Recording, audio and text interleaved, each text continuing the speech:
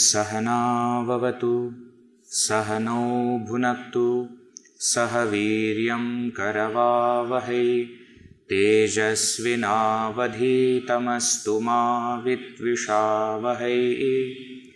ॐ शान्ति शान्ति शान्तिः। ॐ श्री गणेशाय नमः। ॐ श्री सरस्वत्यै नमः। ॐ श्री गुरुभ्यो नमः। सदाशिवसमारम्भां शङ्कराचार्यमध्यमाम् अस्मदाचार्यपर्यन्तां वन्दे गुरुपरम्परां। श्रुतिस्मृतिपुराणानाम् आलयं करुणालयं नमामि भगवत्पाद शङ्करं लोकशङ्करं। समस्तजनकल्याणे निरतं करुणामयं नमामि चिन्मयं देवं सद्गुरुं ब्रह्मविद्वरं। मूकं करोति वाचालं पङ्गुं लङ्घयते गिरिं यत्कृपातमहं वन्दे परमानन्दमाधवं परमानन्दमाधवम्।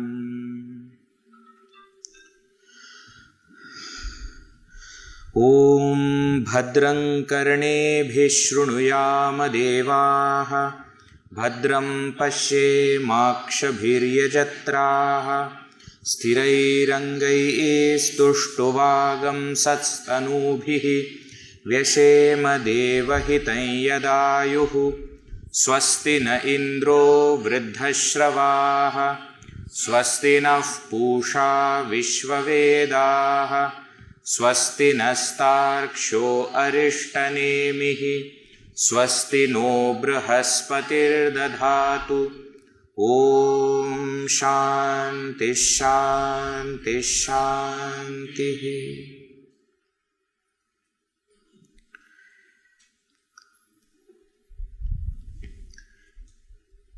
In our Bharatiya Samskriti, Vedas are the foundation of all knowledge. It is the storehouse of all knowledge. We always say, whatever we know, we can know. Everything comes from Vedas. There is no surprise that such a brilliant culture, Bharatiya Samskriti, which is the oldest living culture in the entire world, is founded on this Vedas. It's not a surprise. Veda word itself means knowledge. We all know Veda comes from root Vid. Vid means to know. So first meaning of word Veda that comes out is knowledge. Vidyate iti Veda. That which is known, that which can be known. That knowledge itself is called as Veda, number one. Number two, Veda can also be derived, the word Veda can also be derived in a different way. Vidyate anena iti Veda. That's also possible. That by which we come to know. So the means of knowledge is also called as Veda. You see, in Sanskrit, the word Veda is very, very interesting. Because there is a noun also, Vedaha, Vedo, Vedaha. Noun also is there. Verb also is there. Ya evam Veda. Isn't it? One who comes to know this. too much sound is there. It will reduce. So it is a verb also. Veda word can also be used as a verb. We see it being used. And if you really go much deeper, many forms of that verb, the final form is Veda. Sah Veda, Ham Veda.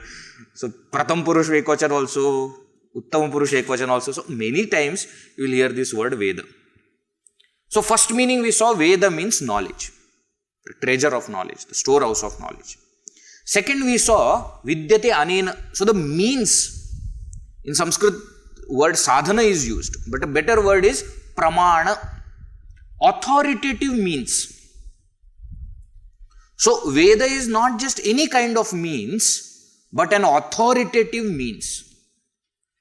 See, what do you mean by authoritative means? What is this? What is this? This is watch. How do you know? How do you know this is watch? Because we are seeing, and in the childhood when we saw, they told us this is watch. So now when I see this kind of form, I connect with my memory, the pramana is there, and then I say this is a watch. Now mind you, ears are also means of knowledge. You hear sound, they are also, you hear sometimes somebody's sound and you know that okay, this person has come. Have you seen that person yet? No. But you have heard. So the sound of that person is heard by the ear. So ears also become sadhana, means of knowledge. Eyes also become. All our sense organs are means. Mind is a means. Intellect is a means.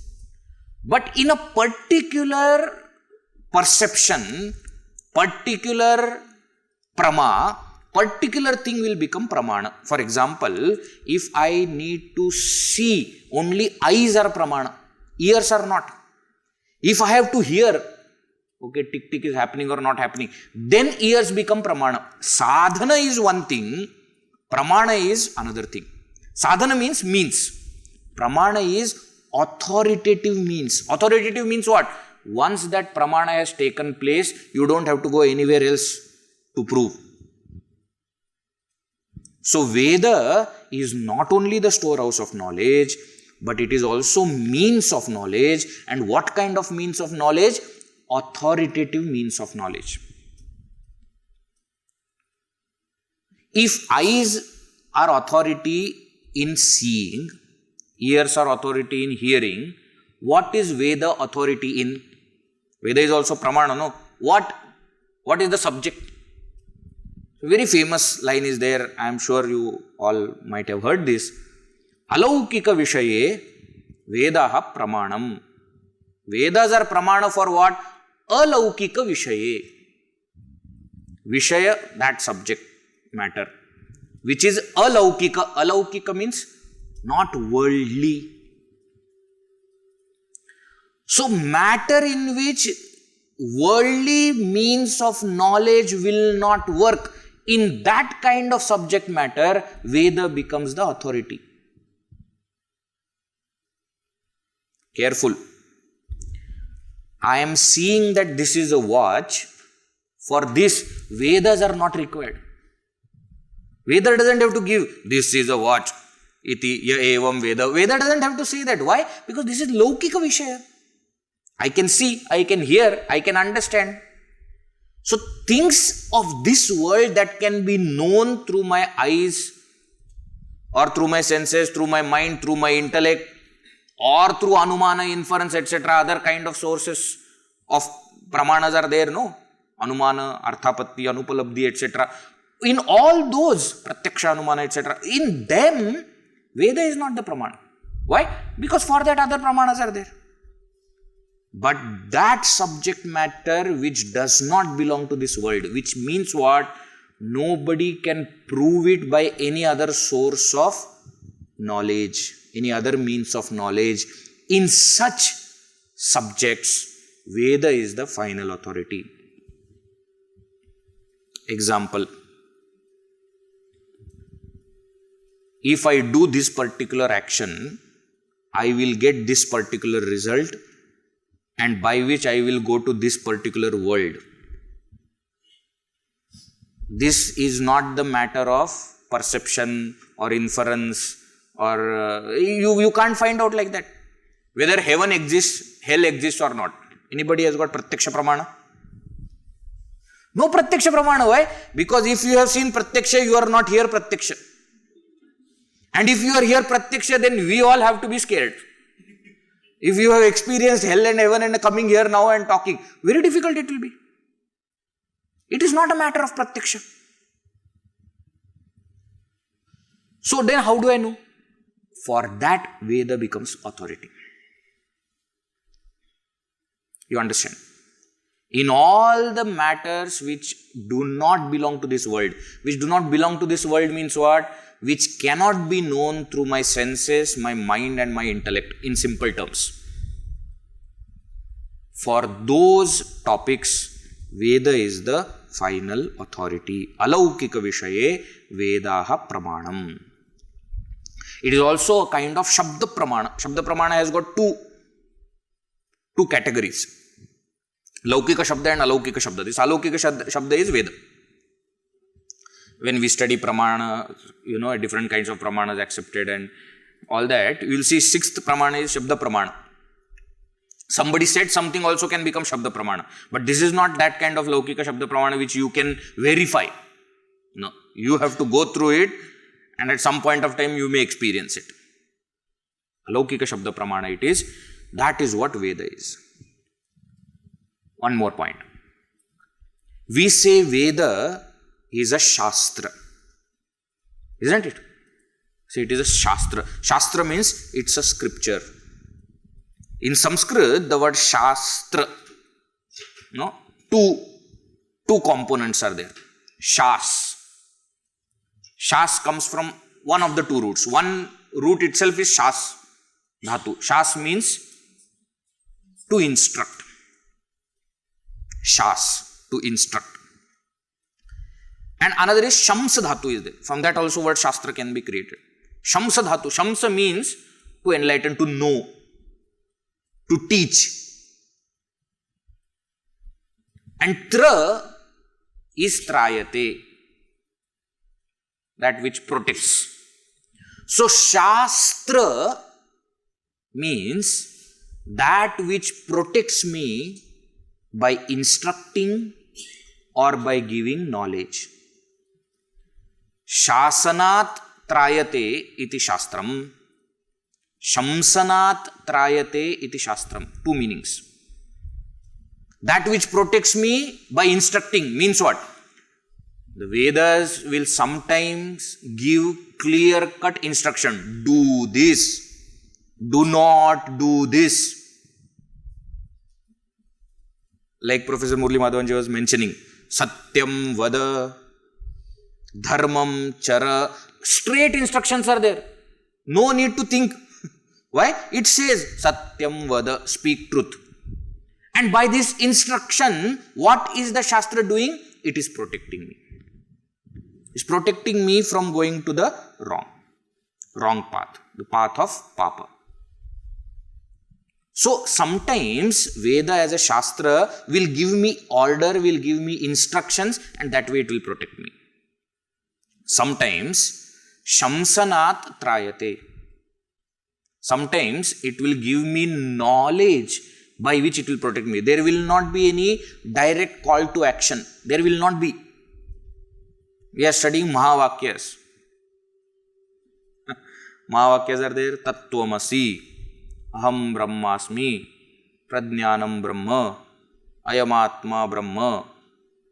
Now when you hear these Mahavakyas, what action should I do? The sentence is not giving me any call to action. It is just giving me knowledge. Tat Tvamasi, you are that. Aham Brahmasmi, I am that Brahman. Satyam Jnanam Anantam Brahma. It's not a Mahavakya, but I am showing you examples of how the Shastra will also give knowledge by which it will protect. It is not action. It is not an instruction. Tattvamasi is not an instruction, not a Upadesha that way. It is Upadesha of knowledge. So Veda is also Shastra when we say, what does it mean? it protects me by giving order or by giving knowledge. Those who have studied little more will know that Veda Vyasa generally has got two sections. Karma Kanda section and Jnana Kanda section, isn't it? Karma Kanda section is more to do with order, with instructions. Jnana Kanda section is more to do with knowledge. So you see, Shasanatrayate, Shamsanatrayate. These automatically become the two topics or the two sections of Veda. We say Dharma and Brahma. These are the two topics dealt with in the Vedas. Through Karma Kanda section, the order, the instruction is given to follow Dharma. And through Jnana Kanda section, knowledge of Brahman is given. So this is what Veda does. So we said, Veda, number one, first meaning of Veda is knowledge, the treasure of knowledge. Second, we said, Veda is means of knowledge. Vidyate anena. Third, we said, it is not just any means, it is authoritative means of knowledge. Alaukika Vishaya Vedaha Pramanam, Pramana it is. And fourth, we said, it is also Shastra, it is a text. In the previous meanings of Veda, Veda need not be a text, it is a knowledge. But that knowledge is also available as a text, as a Shastra. And Shastra will do two things, protect me by ordering, instructing, and protect me by giving knowledge. This is Veda. Now we, in our tradition, we say Vedaha apaurushayaha. Vedas are not authored by any person, not even by God. Srimad Bhagavad Gita is knowledge of the Brahman or knowledge of the Supreme Reality, which is given to Arjuna by Bhagavan Shri Krishna himself. Right? That Bhagavad Gita is not part of Veda. Veda, we say, is not even authored by God. It is not an authored text. It's not an authored text. Means what? Nobody has written it. Now, this is a little subtle idea for many people to understand. Because they say, how is it possible? If it is not written, then how is it available? So, it can be understood in two levels. Number one, you all have studied physics, chemistry, mathematics, biology. Who has written physics? Huh? Who has written physics? Arey? Physics is not written. So shall I say that physics is not there? No, Veji. See, there are many scientists, at different point of time, in different place. They were trying to find out truths of world, and in their respective laboratories or in their respective studies, they came up or they discovered certain laws. Now, all those laws about the physical world which are put together is what we call today as physics. Correct or no?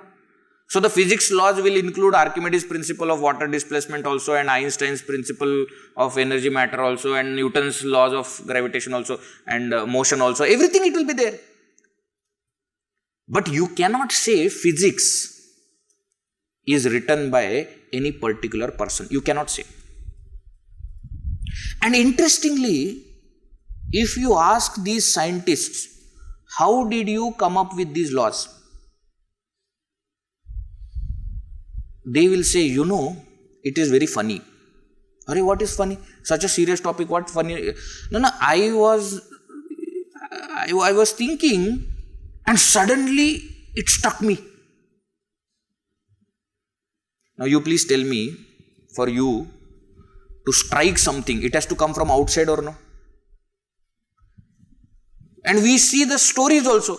Archimedes was taking bath and he jumped into his, isn't it, in his bathtub, and the water came out and he started shouting, Eureka, Eureka, Eureka. They tell the story of Newton, that Newton was sitting under apple tree and that apple fell, and from there he said, oh, I understood. I got it. You will see that these people will also not claim the knowledge. They will say, we did not create the knowledge, we discovered it. Discovered it means somebody had already created it, we only found it out. In the same way, just as these, Gurudev used to call it, objective scientists were searching for something of the world, and at different point of time in different part of the world, they came up with different laws.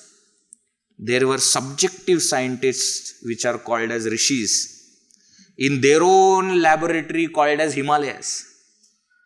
They were also seeking truth, not just of the world, but of themselves also. And different rishis at different times, different places, came up with different revelations. All those revelations put together is what is called as Veda. And therefore, in the Vedas, every single mantra that is revealed, it will be mentioned to which rishi it was revealed. In this Ganapati Atharvashirsha that we are going to see itself, mantra is there, Om Gam Ganapate Namaha, the Bija mantra of Ganapati. There it will be mentioned, Ganaka Rishihi, Nichrit Gayatri Chandaha, Ganapatir Devata, Om Gam Ganapataye Namaha. So this was revealed to Ganaka Rishi. So you can understand that the Veda is not authored text, but it is a revealed text. Revealed by whom? You can say revealed by God, revealed by Paramatma, revealed by total consciousness, whatever you want to say. But these are revealed knowledge. This is revealed knowledge, what we call as Veda. This is understood?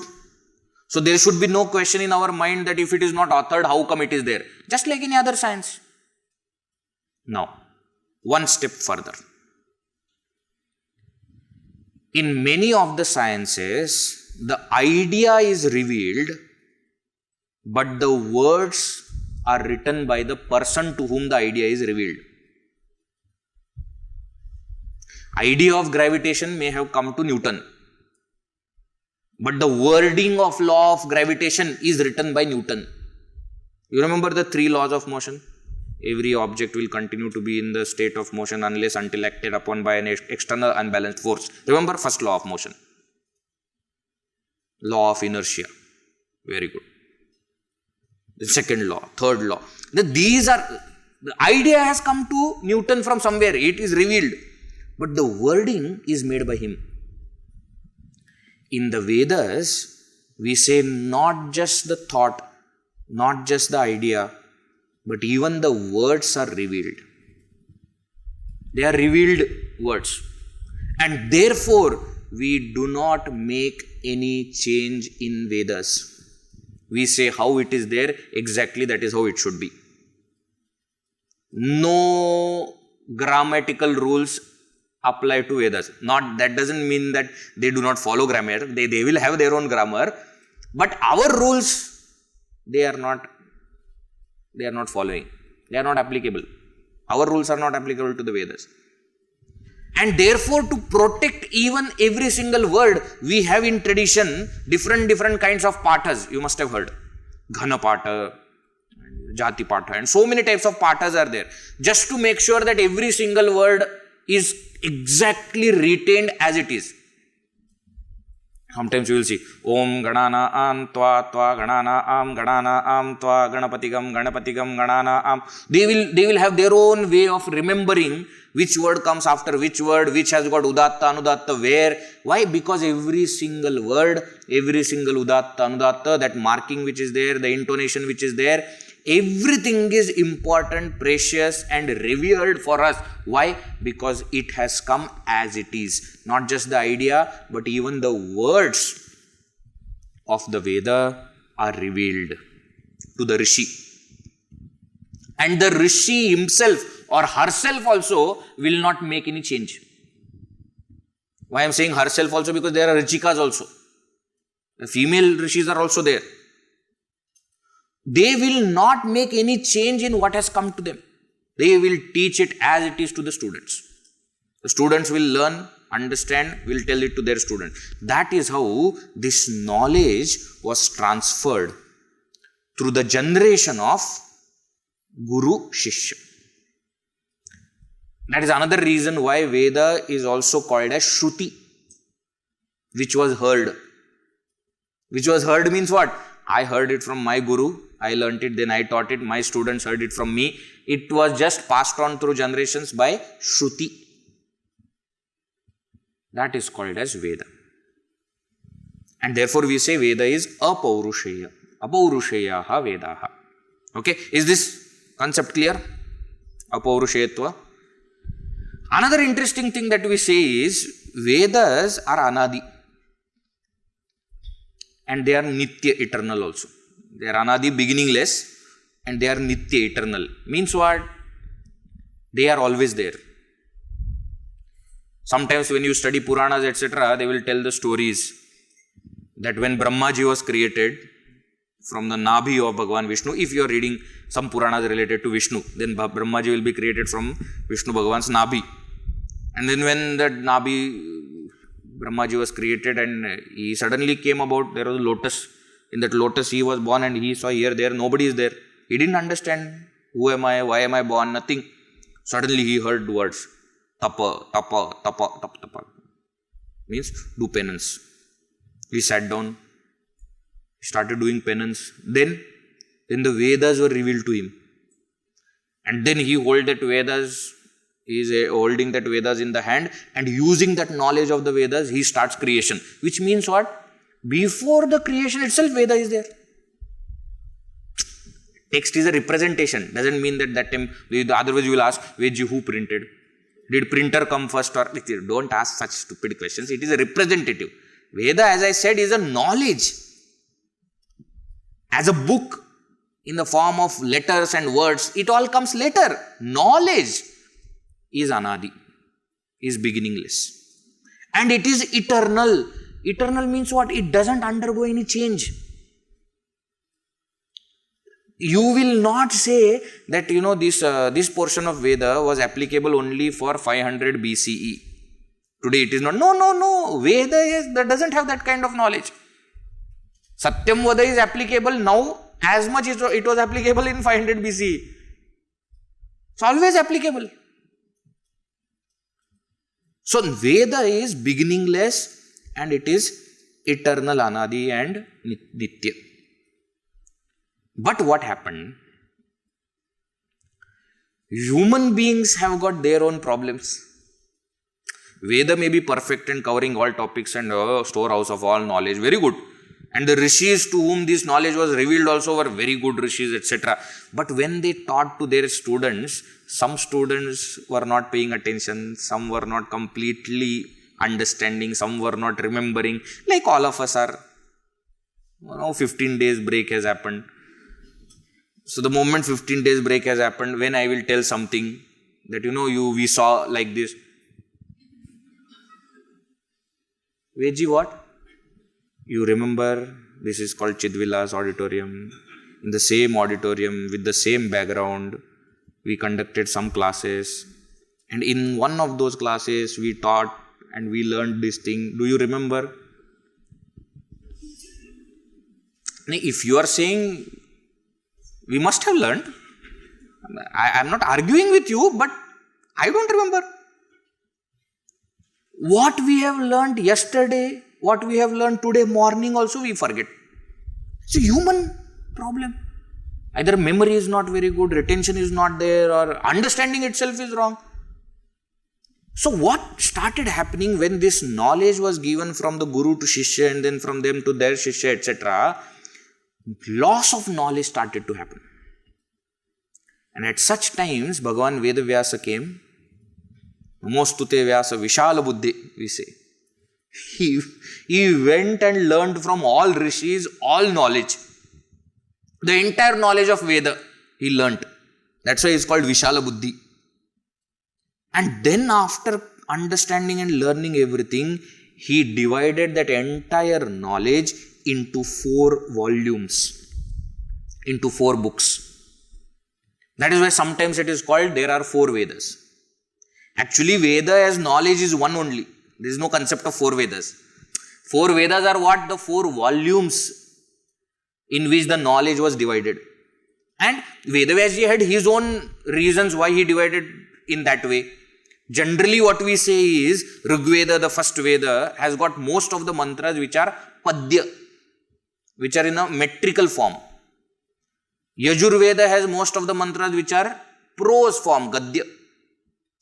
Sama Veda has mantras which can be sung, song form, Gita form. And then they say Atharva Veda has got important mantras of mainly Rig Veda and some other Vedas also, but they are more to do with the world, about nature, about instructions, and about very interesting things. Those are part of this Atharva Veda. So it was Bhagavan Veda Vyasa, his actual name was Krishna Dvaipayana. He was called Veda Vyasa because Veda Vyasyati. He divided the Vedas, that's why he was called Veda Vyasa. And he made it into these 4 volumes, taught to 4 students, one Veda to one student, and asked that student to preserve that particular Veda. Not only that, he divided each Veda into different shakhas and gave it to different families through these students, because of which each family is responsible of protecting and preserving one shakha of one Veda. So that by total as collective society, the entire Veda will be preserved. See how much thoughtful that great master must have been. Isn't it? That he not only understood everything, compiled, but he also made sure that it is all preserved. Why? Because the entire knowledge of Veda for one person to hold and then to give and then to make sure that that person has understood, it becomes difficult. So divided. You protect this, you protect this, you protect this, you protect this, so that in all, total, everything is protected. That is how 4 volumes of the Vedas came to be. Now each of those volumes are further divided into different sections. We are not going to go there because that is not our topic. Okay? But you will often hear that there are 3 sections. Sometimes they say there are 2 sections. Sometimes they say 4 sections. So 2 sections means Karma Kanda, Jnana Kanda. 3 means Karma Kanda, Upasana Kanda and Jnana Kanda. 4 sections mean Mantra or Brahmana. Mantra or Samhita, Brahmana, then Aranyaka Upanishad, Mantra, Brahmana, Aranya Upanishad. 4 sections of each Veda are there. These are logical divisions, not physical divisions. Don't expect that Mantra, Brahmana, Aranyaka Upanishad, 4 divisions of Rig Veda means what? First 100 pages Mantra, then it's not like that. It's not like that. It's a topical division. But all this knowledge was preserved through these 4 volumes called as 4 Vedas. Rig Veda, Yajur Veda, Sama Veda and Atharva Veda. The portion of Veda that we are going to study now, which is famously called as Ganapati Atharvashirsha or Ganesh Chaturthi, is Atharvashirsha. So from that you can understand it is from Atharva Veda, and it is called Atharvashirsha, is the head of Atharva Veda. Okay?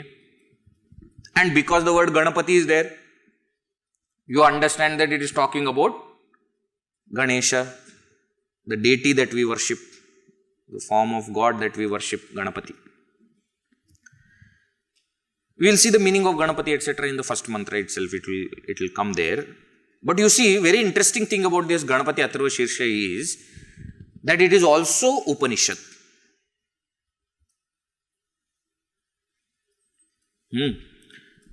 There are 108 Upanishads which are generally considered to be valid Upanishads, accepted Upanishads are there. The list is given in Muktik Upanishad, list of 108 Upanishads. And incidentally, we will be releasing one book tomorrow, Upanishad Mala. Okay. Summary of these 108 Upanishads. 1 page or 2 page summary of each of the Upanishads. So in that one book, you will understand what are the 108 Upanishads, where do they come, and what is the main important topic discussed, what are the sections, etc. Some important mantra, some famous phrase, etc. that also.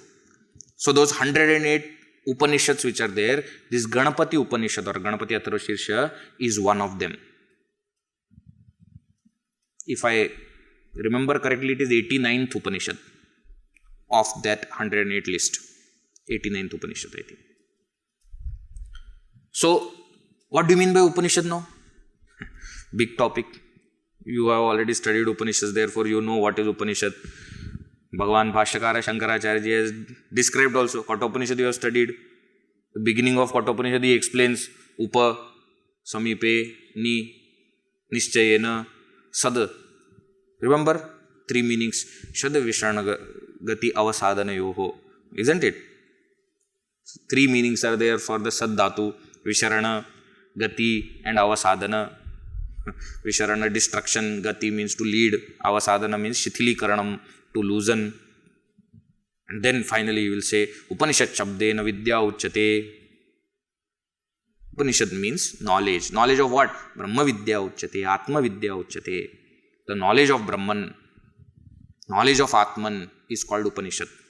So because this Ganapati Atharvashirsha is also Upanishad, be very clear that it is going to give me that same knowledge. Because it is Upanishad, it will also have Mahavakya. All Upanishads must have Mahavakya. Either in a phrase or in 2-3 sentences. It doesn't matter, but Mahavakya meaning will be covered in the Upanishad. Right?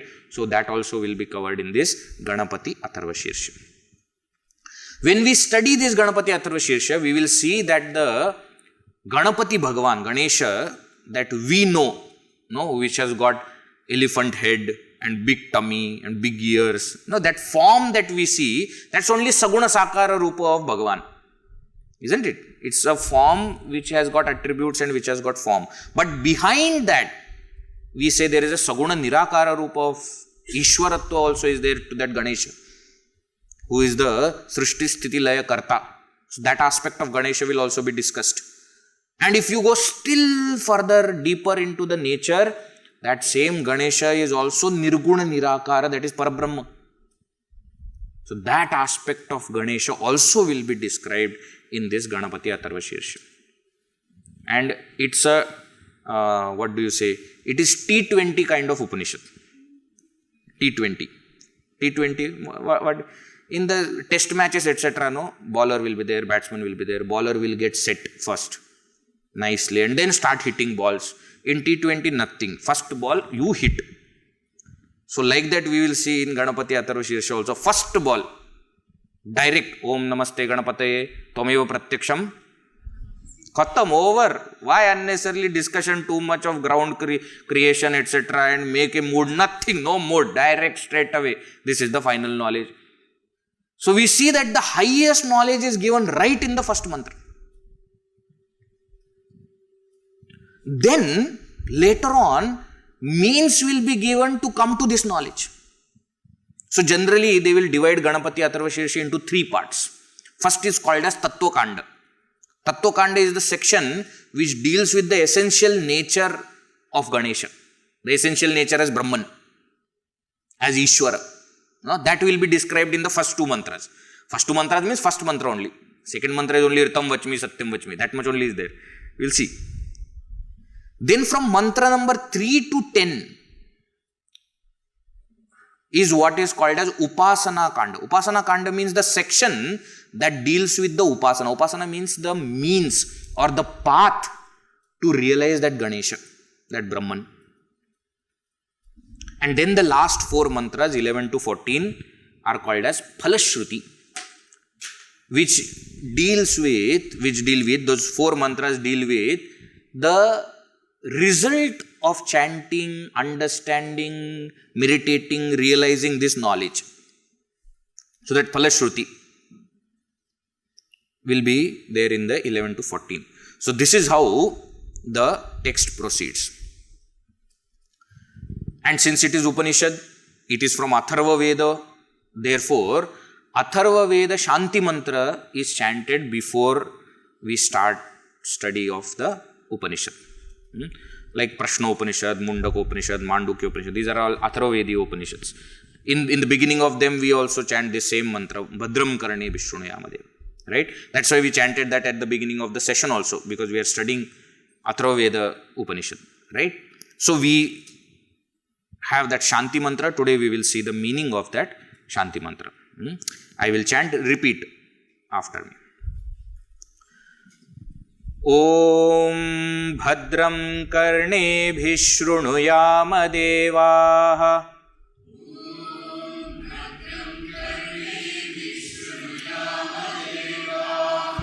Bhadram Pashe Makshabhiryajatraha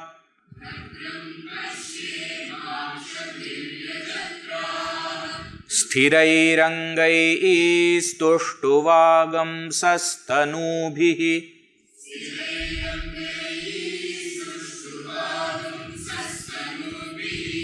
Vyashema Devahitam Yadayuhu Swasti na Indro Vriddhashravaha Swasti nah Pusha Vishwavedaha Swasti nastarksho arishtanemihi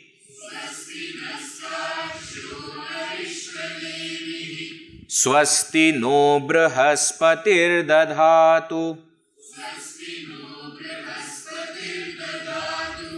Om Shanti Shanti Shanti.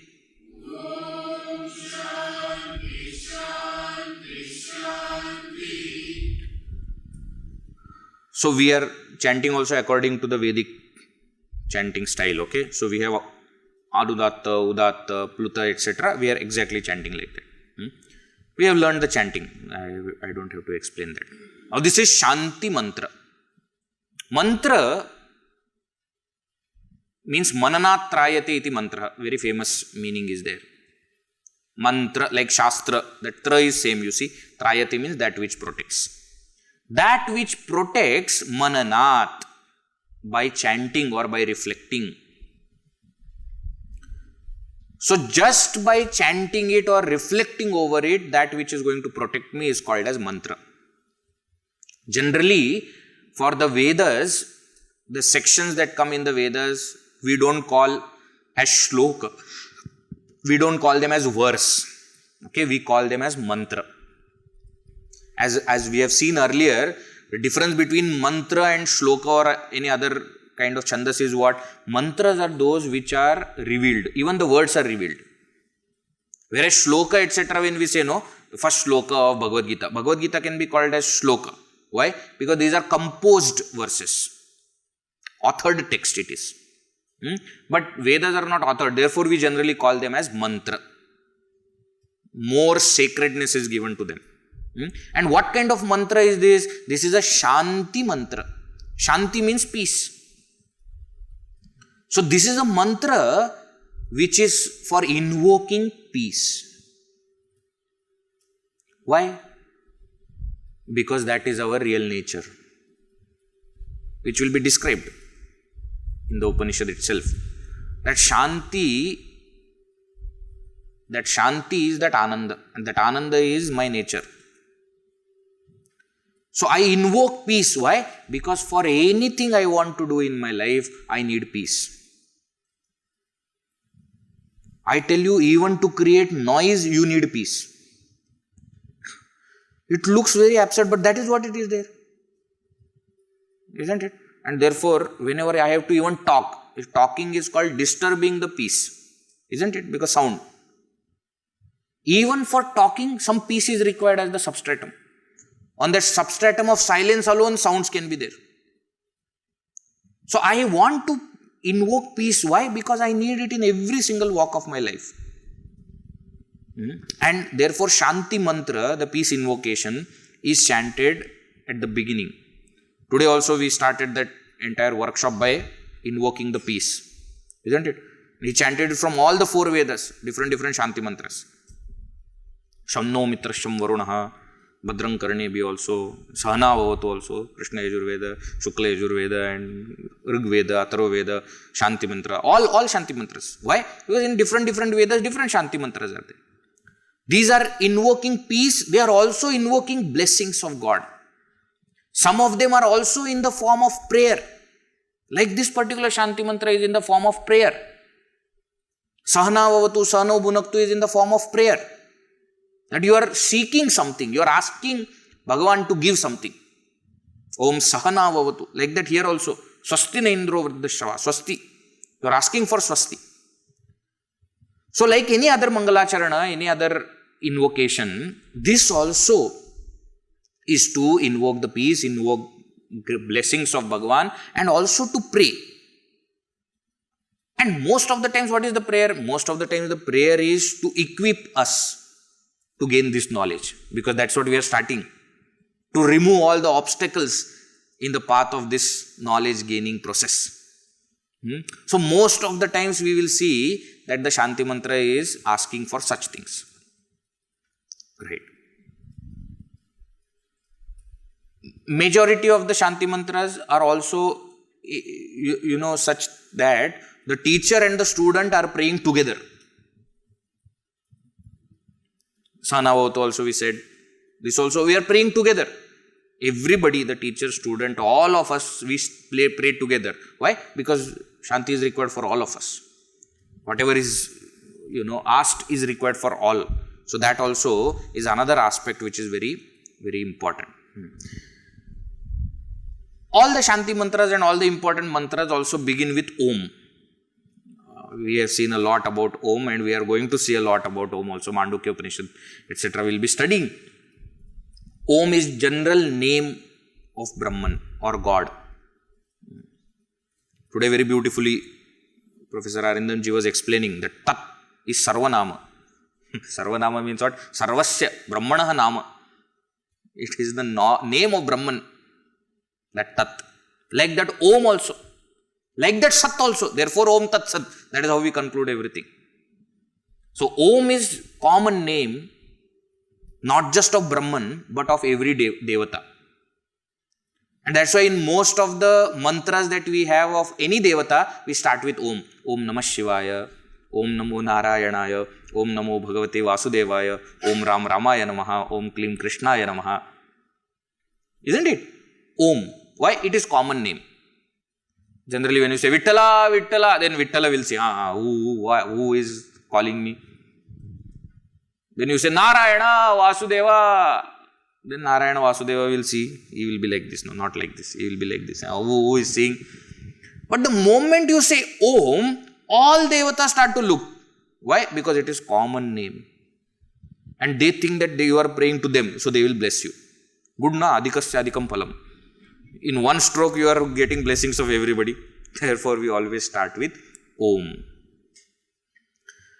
Om Bhadram Karnebhi Shrunuyama Devaha.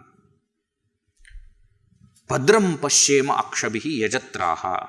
That Yajatraha Devaha, that is how the connection is.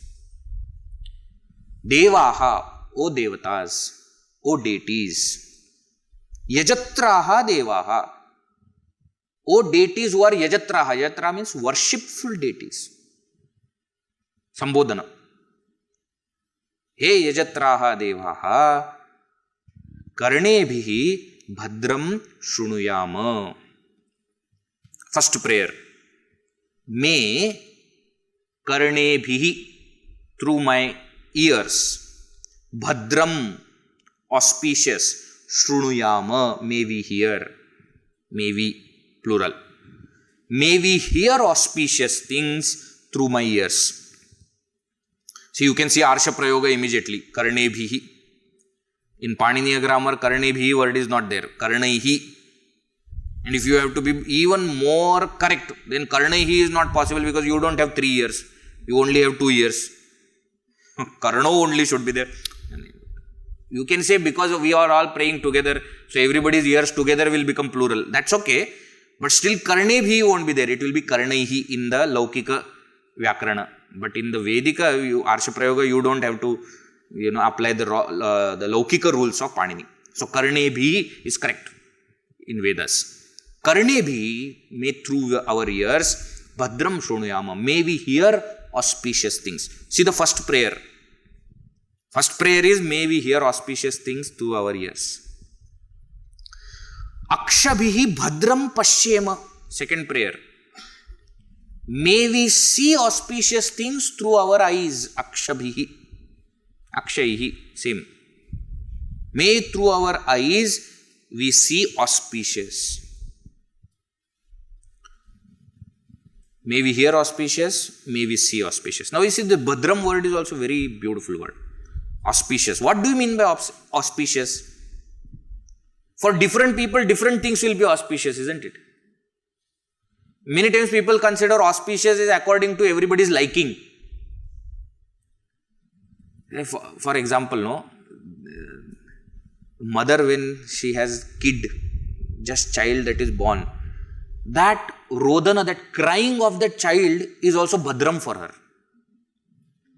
Suppose you are traveling in bus or train and the child is crying, somebody's child, not your child. Somebody's child is crying, then you are like, no, why have I got this seat only and why here only now? But the mother loves it. For her it is Bhadram. For you it may be Abhadram. For some people, some rock music etc. will be Bhadram. Whereas you will see, what are you doing? Noise only, so much of sound is there. Shut up, keep quiet. Remove all these things. Play MS Subbalakshmi. Kausalya Supraja Rama Purva Sandhya Pravartate. Very good.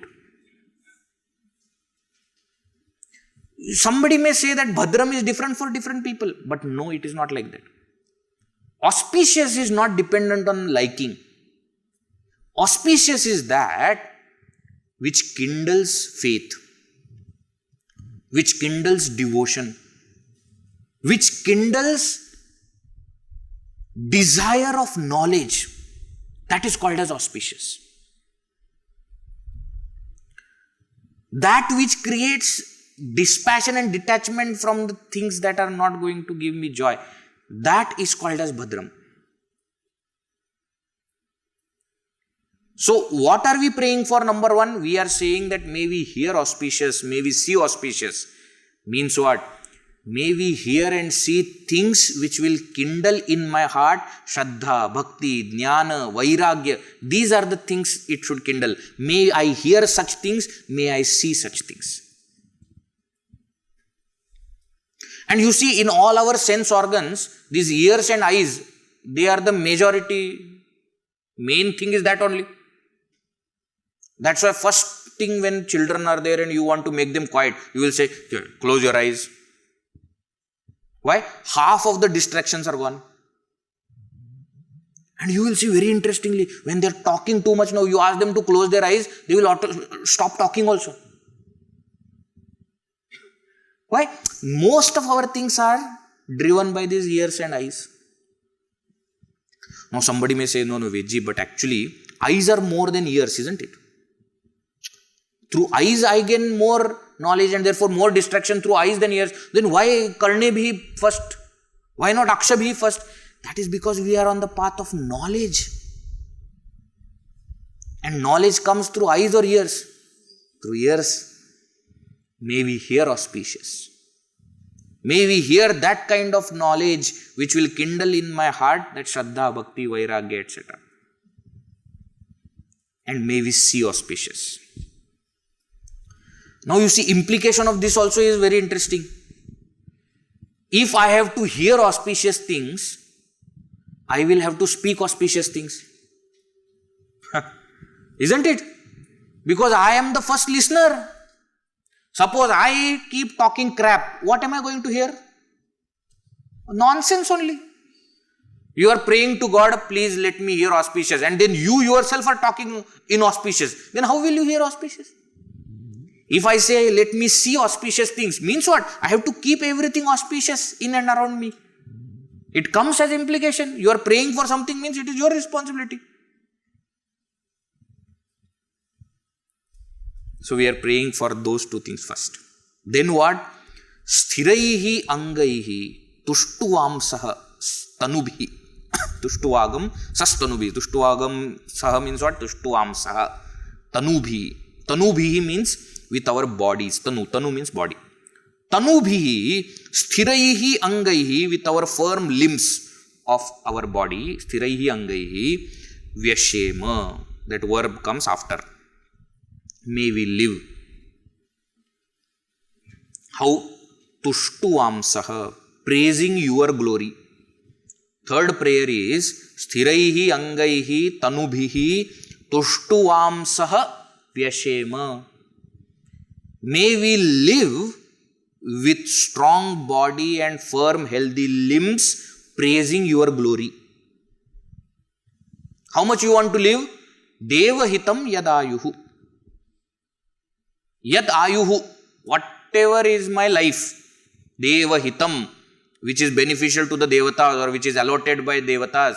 May I live that life allotted to me with firm limbs and strong body, praising you. I tell you, every single word is so deep.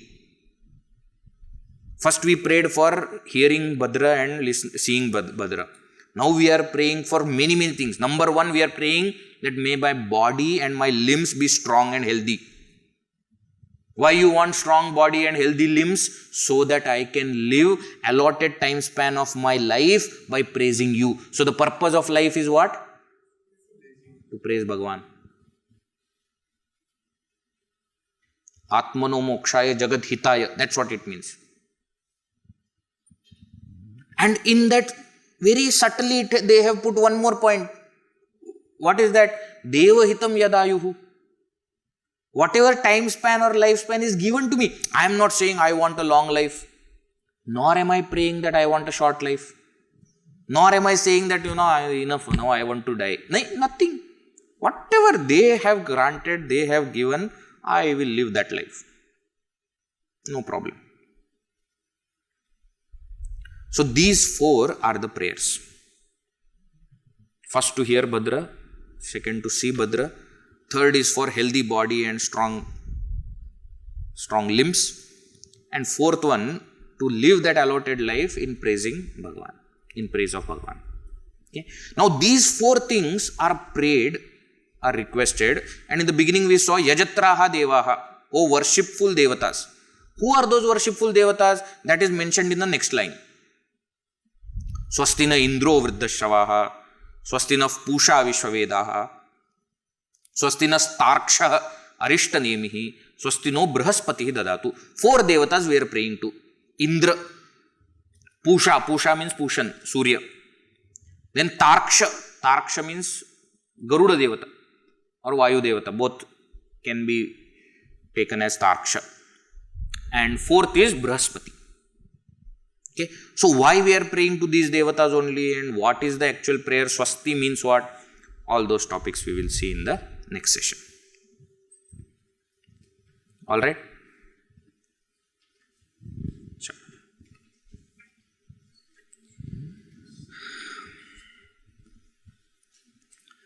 Om Purnamada Purnamidam Purnat Purnamudachyate Purnasya Purnamadaya Purnameva Vashishyate. Om Shanti Shanti Shanti. Harihi Om Shri Gurubhyo Namaha. Harihi Om.